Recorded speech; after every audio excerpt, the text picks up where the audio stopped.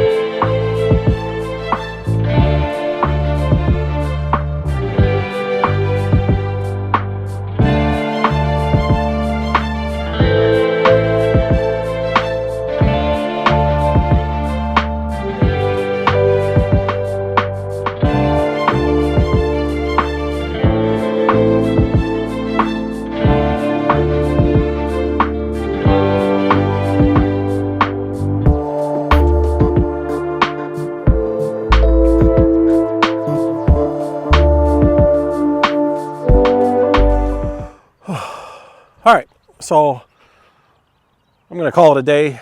I want to wrap this up video-wise. So I started out, I did maybe about 50 trees. It's hard digging in the roots next to the stumps. So maybe I'll talk to Dad and have him ask if he can hire some of our labor seasonal help and knock it out, because there's only 300 left. Maybe they can do it during the week after school, because high schoolers. So here's hoping. We'll do the Nordmann, again, right next to the stumps. The plan is to, since we'll be interplanting, work the field from behind me all the way up through. Longer rows this way, so we'll worry, as the trees come out, we'll be interplanting, like I said, so getting that weed control and mowing just down the one long line. So, all right, I think that'll do it. Other than that, here's hoping that this exotic field, and I can, there's the tricho, the homemade tricho, we'll give a try for controlling the deer damage and things like that. So yeah, lots of good stuff to come. So thanks for watching.